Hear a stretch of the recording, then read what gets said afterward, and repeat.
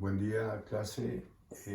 Nos corresponde ahora empezar el estudio de las ecuaciones diferenciales lineales no homogéneas con coeficientes constantes.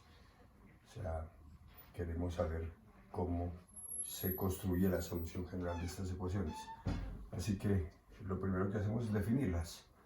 Una ecuación lineal no homogénea de enésimo orden con coeficientes constantes es de esta forma, de la forma 1, donde a sub 0, a sub 1, etcétera, sub n son constantes.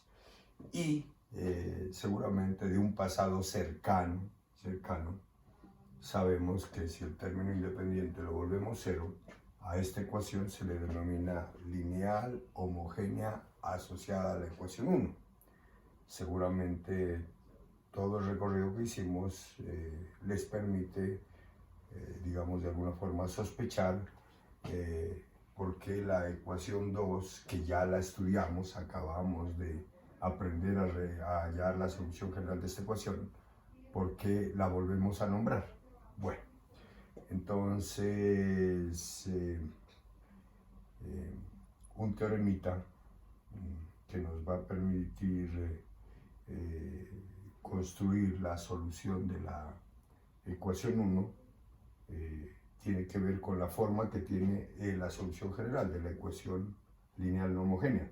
Este teoremita nos dice que la solución general de la ecuación no homogénea, o sea, de la ecuación 1, es la suma de dos soluciones, de la general de la homogénea, o sea, de la ecuación 2, más una solución particular de la no homogénea, o sea, de la ecuación 1.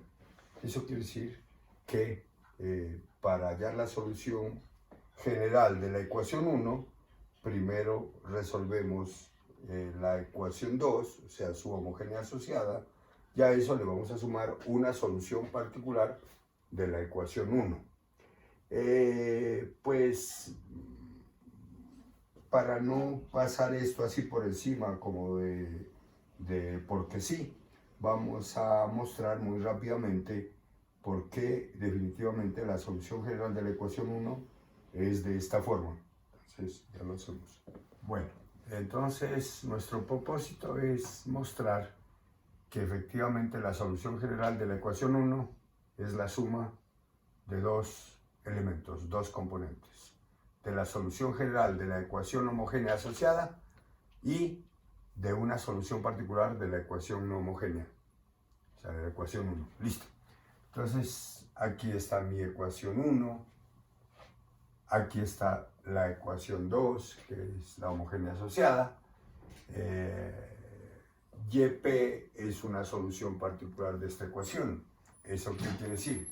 Que si esta función se reemplaza en esta ecuación, en lugar de y sus derivadas, entonces la ecuación tiene que convertirse en una identidad, dado que aquí me están diciendo por hipótesis que YP es una solución de esa ecuación. Análogamente, si Y sub 0 es la solución general de esta ecuación, que nosotros sabemos resolverla, pues quiere decir que al reemplazar Y sub 0 aquí, con todas sus constantes arbitrarias, esta ecuación se va a convertir en una identidad, o sea, 0 idénticamente igual a 0. Eso nos dan por hipótesis. Nuestra tarea es mostrar que la suma de estos dos elementos conforma la solución general de la ecuación 1. Entonces vamos a reemplazar, vamos a comprobar que esta familia de funciones n paramétrica, porque la solución general contiene n constantes arbitrarias, efectivamente es solución de la ecuación 1. Entonces para eso tenemos que derivar. Pues como es la suma, deriva una suma de las derivadas. Lo mismo la segunda derivada, hasta llegar a la enésima derivada. Entonces, dado que nuestra función se presenta como la suma de dos funciones, entonces, aplicando reglas de derivación, obtenemos cada una de las derivadas.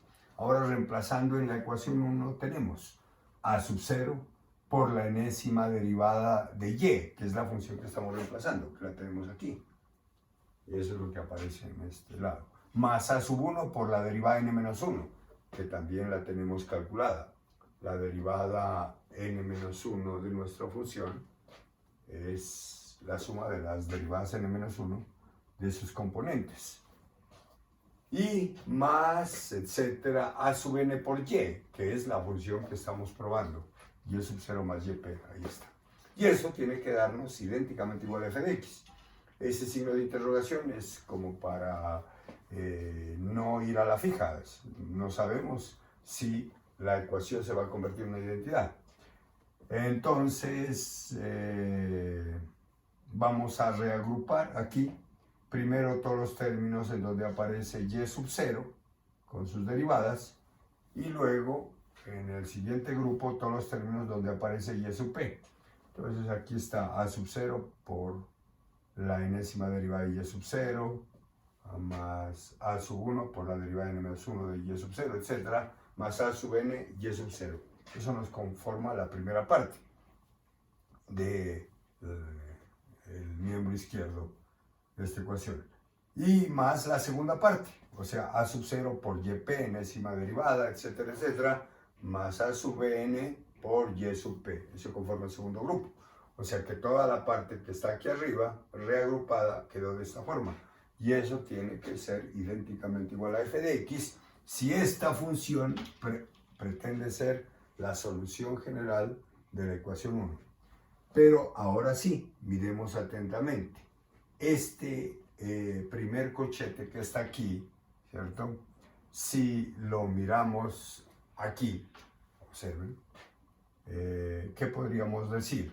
Dado que y sub 0 es la solución general de esta ecuación, en el momento en que reemplacemos en lugar de y sub 0, pues ¿qué esperamos? Tal como lo hicimos no hace mucho, que les pedíamos probar que la siguiente familia es solución de la ecuación homogénea.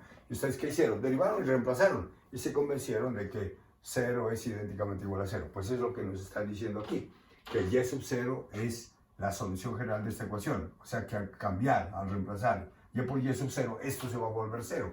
Pues esta expresión es la misma que está aquí y por lo tanto esto es idénticamente igual a 0.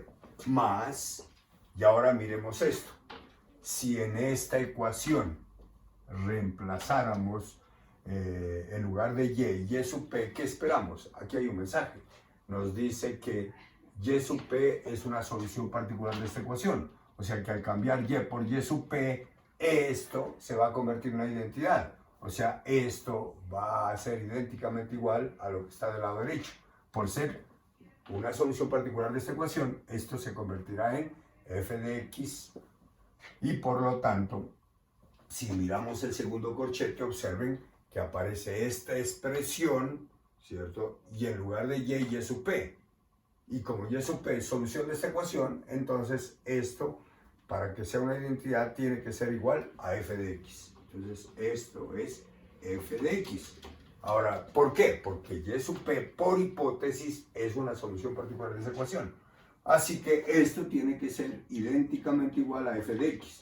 Ahí ya pues se ve a leguas que efectivamente se nos da la identidad y por lo tanto f de x terminó siendo idénticamente igual a f de x. Lo cual, ¿qué significa? Significa que esta función, que fue la que reemplazamos en la ecuación 1, nos convirtió la ecuación 1 en una identidad. Por lo tanto, termina siendo la solución general de la ecuación 1. Resumen, como para no perder la idea principal. Si queremos hallar la solución general de una ecuación lineal, no homogénea, con coeficientes constantes, sabemos que tenemos que construir dos funciones o dos elementos.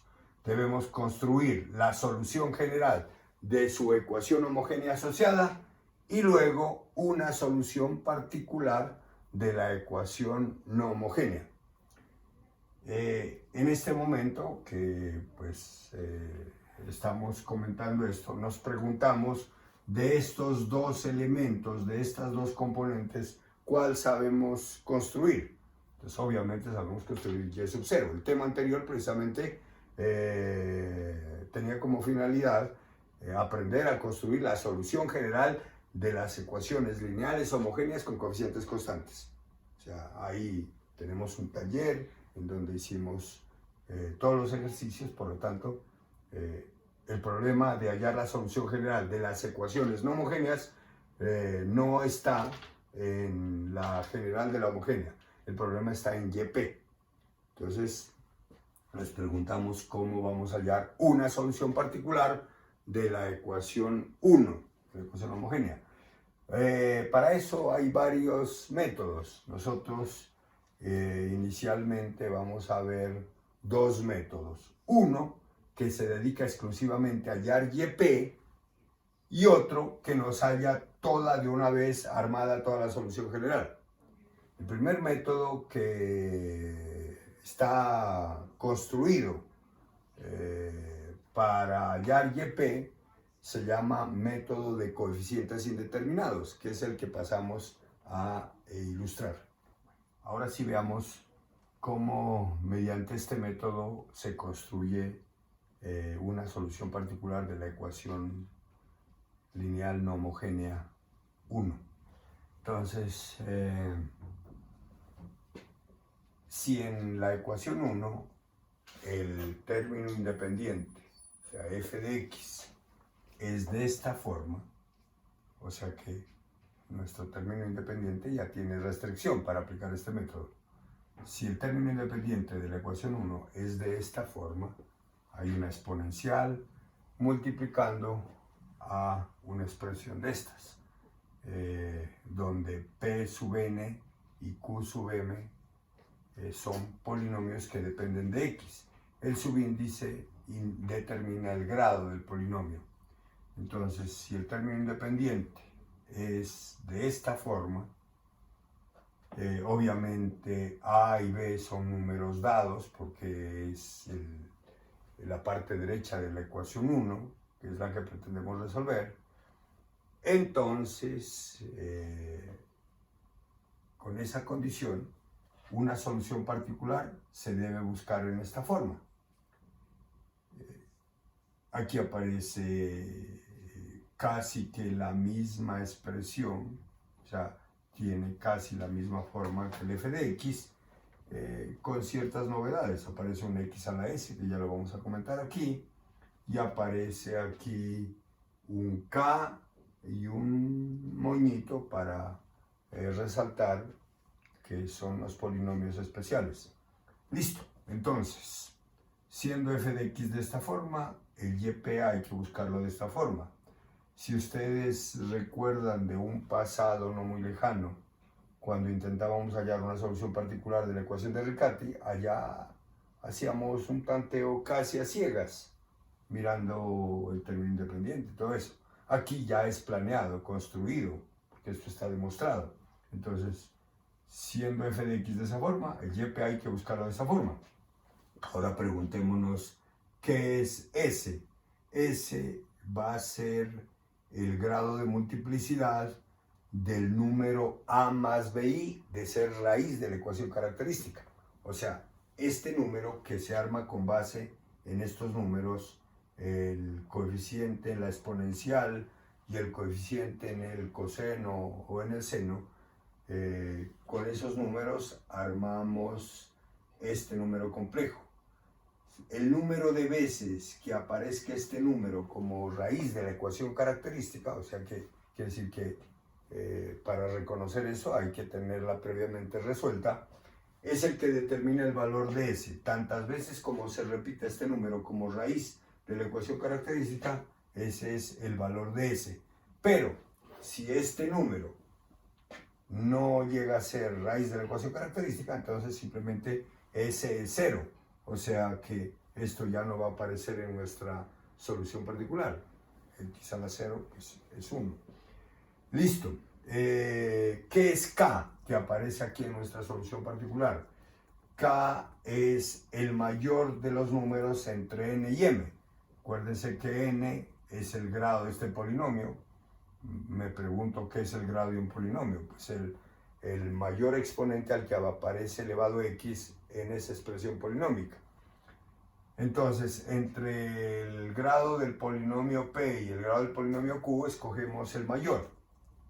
En el caso de que los dos polinomios sean del mismo grado, pues el mayor va a ser cualquiera de esos números. Entonces k sería n, en ese caso. o m, por ser iguales. Y el otro elemento que tenemos que comentar es qué es P sub k con ese signo arriba, ese gorrito, y Q sub k con el mismo gorrito. Son polinomios ambos de grado k. Observen que el k que comentamos anteriormente es el que determina el grado de estos polinomios, pero con coeficientes indeterminados, o dicha de otra forma, con coeficientes por determinar. Como para que medio se acerquen a esa idea, pues alguna vez ustedes lo hicieron, trabajaron con coeficientes indeterminados en fracciones parciales, cuando les daban una fracción y les decían descomponer en fracciones simples. Entonces ahí utilizaban létricas que tenían que determinar después de un procedimiento. Al mismo estilo trabajamos aquí. Esos coeficientes hay que determinarlos. De ahí el nombre del método, método de coeficientes indeterminados.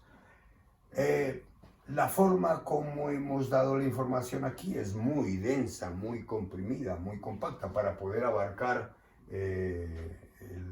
la forma general. Entonces, cuando f de x tiene esta como forma general, esta va a ser la forma general como vamos a hallar una solución particular. Pero resulta que en la práctica no siempre f de x va a tener su forma completa. A veces aparece solamente un polinomio, a veces la exponencial, a veces el producto de la exponencial por un polinomio, a veces aparece coseno, seno o coseno y seno, y a veces aparece todo completo. Entonces, de acuerdo a lo que tenga el f de x, se arma el YP, en donde esta va a ser su forma más general. Pero para poder aterrizar eso, para que nos quede más fácil manejar esta información, vamos a hacer un cuadrito en donde analicemos casos particulares y así se nos facilite armar una solución particular. Bueno, la intención de esta tabla es desmenuzar esa información que dimos anteriormente. O sea, cómo vamos a manejar el YP, cómo vamos a construir el YP de acuerdo al f de x. Entonces aquí lo que estamos viendo a lo largo de la tabla es los casos particulares, de lo particular a lo general. Observen que en el último renglón está la forma más general que puede tener f de x y por lo tanto la forma más general que puede tener el YP. Pero como les decía anteriormente, no siempre el f de x tiene su forma general. Entonces, en ecuaciones particulares, el f de x puede tener una forma más reducida. Entonces, de acuerdo a esa forma, se planea el YP. Entonces, si f de x es un polinomio de grado n, entonces lo primero que uno verifica es si 0 es o no es raíz de la ecuación característica. Ustedes se preguntarán, ¿y de dónde salió el 0? Si se acuerdan, a es el coeficiente en la exponencial, en la función exponencial, y b es el coeficiente ante el coseno y el seno. Entonces, como en este caso no aparece ni la exponencial, ni el coseno, ni el seno, quiere decir que a es 0 en la exponencial, a la 0 da 1, y seno de 0 da 0, coseno de 0 da 1, por eso este polinomio, que es el que acompaña a coseno, queda solo, porque coseno de 0 es 1. Entonces, quiere decir que el número que vamos a verificar, si eso no es raíz, es 0 más 0i, o sea, 0. Si el 0 no es raíz, entonces observen que el YP es un polinomio del mismo grado que este polinomio, pero con coeficientes indeterminados. Y si 0 sí es raíz, entonces este polinomio queda multiplicado por x a la s, ya lo habíamos explicado, donde s es el número de veces que aparece 0 como raíz de la ecuación característica. Pasemos al segundo caso. Si f de x es una función de esta forma, producto de una exponencial por un polinomio de grado n, entonces verificamos si a, aquí sí está clarito, a es o no raíz de la ecuación característica. Y uno dice, bueno, ¿y qué pasó con el b? Pues si no aparece ni coseno ni seno es porque b es 0. Entonces a más 0i da a. ese A es el que verificamos si eso no es raíz. De no serlo, entonces el YP tiene la misma forma y el polinomio es del mismo grado, pero con coeficientes indeterminados. De serlo, entonces aparece x a la s. Observen que la diferencia entre de serlo y no serlo radica en x a la s. Cuando no es, no hay x a la s. Cuando lo es, aparece x a la s. Tercer caso. ¿Qué pasa si f de x es de esta forma? No hay exponencial, o sea, a es 0. Eso quiere decir que ahora sí aparece coseno y seno, por lo tanto, si a es 0, el número que hay que verificar como raíz es bi. Si bi no es raíz, entonces el YP se busca así. Observen que aquí por primera vez aparece el K. Entonces, de estos dos polinomios que aparecen aquí, se escoge el de grado mayor. A no ser que ellos sean del mismo grado, entonces el grado va a ser cualquiera de ellos. Entonces, ese sería el K. Entonces, el YP se busca en esta forma, que es casi la misma, con la diferencia de que estos polinomios, aparte de que son con coeficientes indeterminados, son ambos de grado K. Y el K ya sabemos cómo se escoge. Y si BI es raíz, entonces la diferencia ya la estamos comentando, es que aparece x a la s, por lo mismo. Y finalmente, si la máxima expresión o la máxima forma que tiene f de x es esta, donde aquí aparece exponencial y aparece coseno y seno, entonces ahora sí, el número completico, verificamos si eso no es raíz. Si no es raíz, el YP se arma así, tal como aparecía en la explicación general que dimos hace un rato. Entonces la exponencial y estos polinomios, ambos de grado K con coeficientes indeterminados. Y de ser A más BI raíz de la ecuación característica, entonces aparte de eso aparecerá como factor x a la s. Esas son los diferentes casos que se pueden presentar para el f de x. Una pregunta que hay que hacerse aquí en este momento es la siguiente. Bueno, ¿y si f de x no es de esta forma? O sea, no es de ninguna de estas formas, o sea, no corresponde a esta forma, entonces el método ya no le da solución a cómo hallar YP. Para eso buscamos un método general, que es el que próximamente estaremos abordando. Por lo pronto, estamos trabajando con un método particular que trabaja bajo la condición de que f de x sea de esta forma y por lo tanto el YP se busca de esa forma. Veamos eso en un ejemplo. Veamos cómo funciona entonces el método de coeficientes indeterminados. Nos piden resolver esta ecuación, o sea, hallar la solución general. Rápidamente nos damos cuenta que es una ecuación lineal, no homogénea, con coeficientes constantes, donde este es el f de x en cuestión. Si vamos a aplicar el método de coeficientes indeterminados, de entrada tenemos que asegurarnos que este término independiente, este f de x, corresponde a la forma para la cual está diseñado el método. Y efectivamente aquí hay una función exponencial acompañando a un polinomio de grado 1 por el exponente, pues obviamente se deduce el grado del polinomio. Entonces, esa ecuación, apoyándonos en la teoría, sería la ecuación 1 y esta sería su homogénea asociada. La teoría nos dice que la solución general de la ecuación 1 va a tener esta forma, y sub 0 más YP, donde y sub 0 es la solución general de la ecuación homogénea y YP va a ser una solución particular de la no homogénea. ¿Cómo hallar y sub 0?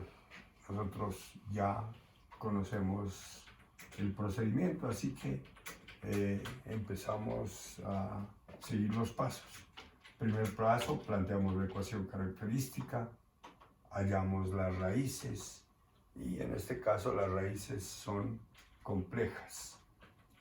0 más 1i y 0 menos 1i. Ese 0 lo nombro para que vean que la parte real es 0. Solo está, este es un número imaginario puro. Y b, en nuestro caso, es 1 por i. Razón por la cual el sistema fundamental de soluciones, o un sistema fundamental de soluciones para esta ecuación, estaría conformado gracias a lo que vimos por allá, que era el caso 3, coseno de x y seno de x. Ese sería un sistema fundamental para esa ecuación. Y por lo tanto, la combinación lineal sería la solución general, o sea, el y sub 0, listo. Entonces observen que con el y sub 0 no tuvimos ningún inconveniente. Ahora vamos a armar una solución particular de la ecuación 1. Entonces, para nuestra ecuación, esta es la forma de f de x y rápidamente identificamos que este f de x es de la forma, aparece como producto de una exponencial con coeficiente 1, la exponencial, por un polinomio de grado 1, que es este. Entonces, siguiendo la tablita, si ustedes miran la tablita, en el segundo renglón de la tabla aparece que si f de x tiene esa forma, entonces el yp hay que armarlo de una forma similar, pero previa verificación si uno es o no es raíz de la ecuación característica. O sea, este es el que estaría haciendo allá en la tablita el papel de A. Entonces verifiquemos si A, o sea 1, es o no es raíz de la ecuación característica. Y aquí las tenemos, las raíces. Obviamente 1 no es raíz, o sea que S es 0. O sea que en nuestra solución particular no va a aparecer x a la s, porque S es 0, x a la 0 es 1. Entonces nuestra solución particular va a ser el producto de la misma exponencial por un polinomio del mismo grado, pero con coeficientes indeterminados. O sea, va a ser de la forma e a la x por ax más b, que es un polinomio de grado 1, es una expresión lineal. Perfecto. Pregunta, ¿cómo hallar a y b? Que son los coeficientes precisamente por determinar. De ahí el nombre del método de coeficientes indeterminados.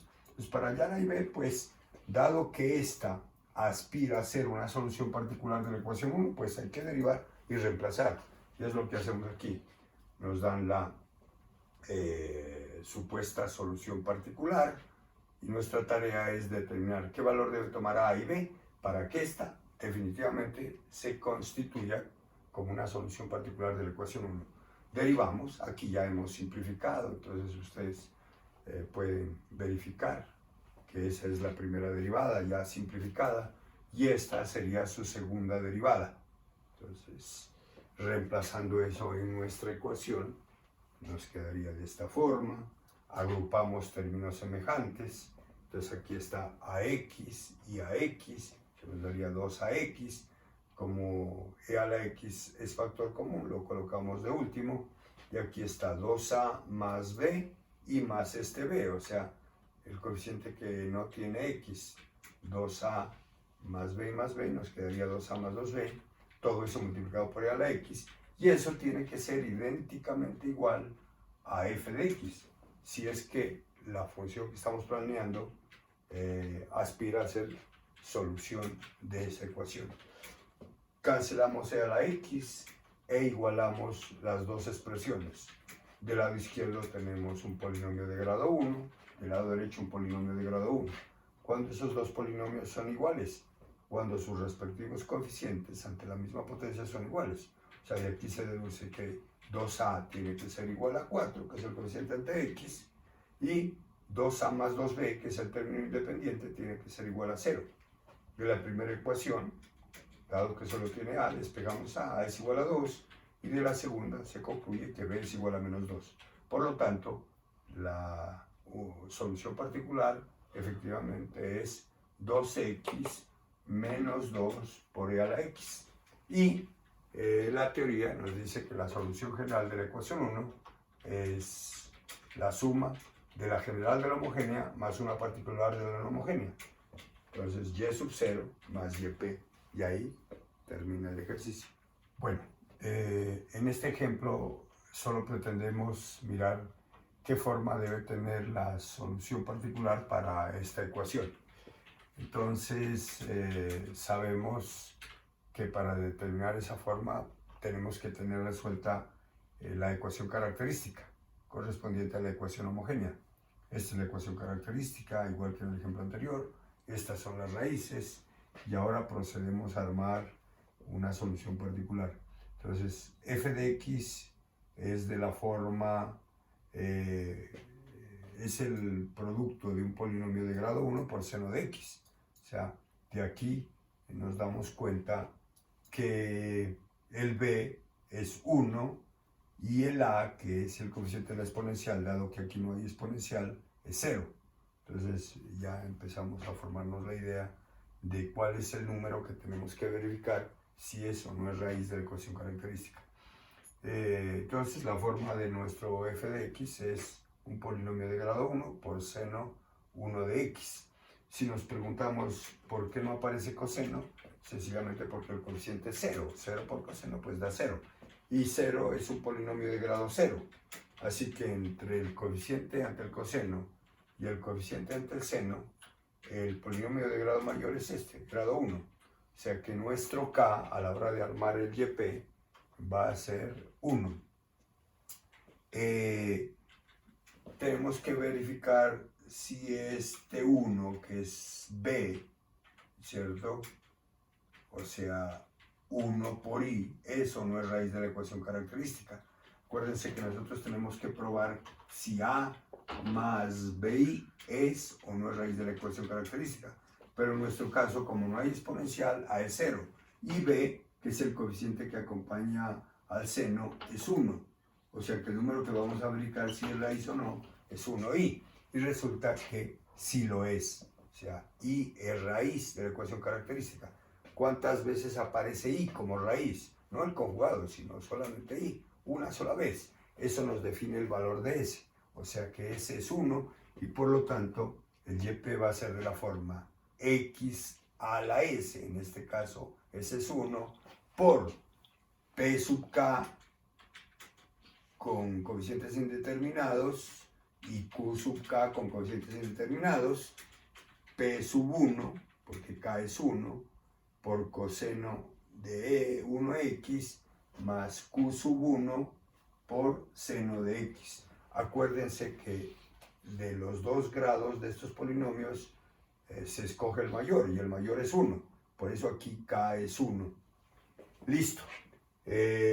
Así que YP resultó ser igual a x por un polinomio de grado 1 con coeficientes indeterminados que multiplica el coseno. Y eso es esta expresión, la expresión lineal, más q sub 1 con coeficientes indeterminados, que es otro polinomio, ahí está, con coeficientes indeterminados, por seno de x. Listo. Esa es la forma que debe tener YP. A la hora de derivar para poder hallar a, b, c y d, pues hay que darle a esto una forma más fácil, más abreviada. Así que multiplicamos este x, o sea, lo distribuimos. X por esto nos da lo que está aquí por coseno y x por esto nos da eso. Esto es a la hora de que nos pidan hallar el valor de a, b y c, o sea, definir ya completamente la solución particular. Tendremos que derivar esto, reemplazarlo en la ecuación dada para poder hallar a, b, c y d. Y de esa forma quedaría conformada la solución particular. Vamos ahora, para finalizar, a mencionar un procedimiento conocido como principio de superposición que nos dice cómo aplicar el método de coeficientes indeterminados cuando el término independiente es la suma de varias funciones, cada una de ellas de la forma que expresamos en la teoría, o sea, de la forma general. En algunos casos, cuando nos dan una ecuación lineal no homogénea con coeficientes constantes, suele suceder que el término independiente, en lugar de ser una sola función de la forma 4, de la forma con la que trabaja el método de coeficientes indeterminados, es la suma de varias funciones. Aquí es por comodidad, sin restringir la generalidad, estoy tomando que es la suma de dos funciones. O sea, si el término independiente es la suma de varias funciones cada una de la forma 4, con la cual trabaja el método, entonces la solución particular en ese caso también es la suma de las soluciones particulares que se arman por separado. Me explico. Entonces uno termina construyendo, en este caso, dos ecuaciones, para cada una de las cuales le hacemos corresponder un término independiente. O sea, la primera ecuación con f sub 1 y la segunda ecuación con f sub 2. Y si hubiera más términos, pues aparecerían aquí más ecuaciones. A cada una de estas ecuaciones por separado le hallamos, aplicando nuestro método, su respectiva solución particular. Entonces, para este f1 de x, armamos el y sub 1p, y para este f sub 2, el y sub 2p. Observen que la ecuación característica para ambas ecuaciones va a ser la misma, porque tiene la misma parte izquierda. Lo único que se arma diferente es su solución particular. Cuando ya tengamos las soluciones particulares, simplemente las sumamos. O sea que la solución particular de toda nuestra ecuación, de la ecuación dada, simplemente va a ser la suma de las soluciones particulares halladas. A ese procedimiento se lo conoce como principio de superposición.